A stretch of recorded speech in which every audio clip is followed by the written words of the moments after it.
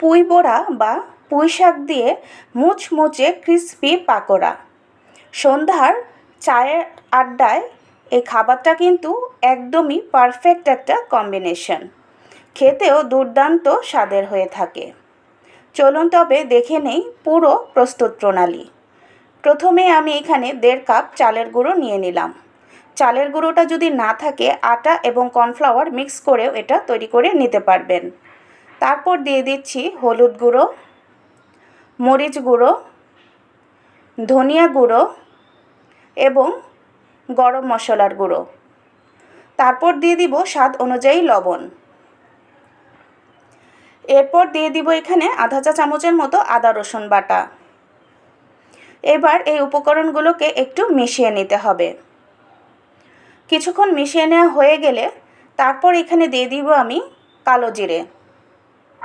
কিছুটা পরিমাণে কালো জিরে দিয়ে আবারও একটু মিক্স করে সাধারণ তাপমাত্রার পানি দিয়ে সুন্দর ঘনত্বের একটি গোলা তৈরি করে নিতে হবে।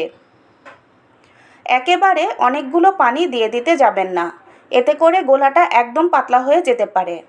অল্প অল্প পরিমাণে পানি দিয়ে দিয়ে গোলাটাকে তৈরি করে নিতে হবে, যাতে করে আপনার কাঙ্ক্ষিত ঘনত্বটা চলে আসে এবং গোলাটাও নষ্ট না হয়।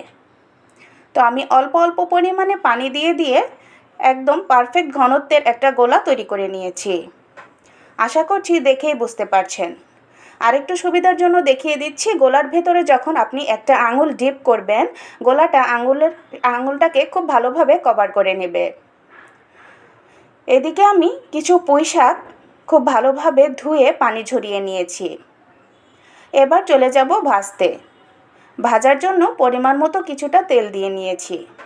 এবার প্রত্যেকটা পাতা সেই গোলার মধ্যে ডিপ করে সুন্দরভাবে এপাশ ওপাশ গোলাটা লাগিয়ে তারপর তেলের মধ্যে দিয়ে চুলার আঁচটা মিডিয়ামে রেখে একটু ভেজে নেব। কিছুক্ষণ ভেজে নিলেই এটা হয়ে যাবে। আর এটা খেতে এতটাই মুচমুচে আর ক্রিস্পি হয় যে একদম অসাধারণ লাগে খেতে। একদিন এই সহজ উপায়ে এই নাস্তাটা তৈরি করে দেখতে পারেন।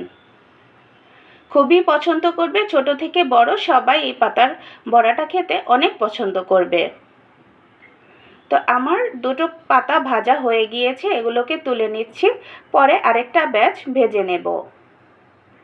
তো ভিউয়ার্স, এইভাবে কিন্তু একদিন খুব সহজভাবে এই আইটেমটা তৈরি করে দেখতে পারেন। আইটেমটা তৈরি করতে যতটা সহজ, খেতেও কিন্তু ঠিক ততটাই সুস্বাদু হয়।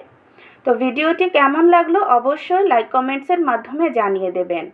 আর এই রেসিপিটা আপনাদের আত্মীয় এবং বন্ধুদের সাথে শেয়ার করে দেবেন।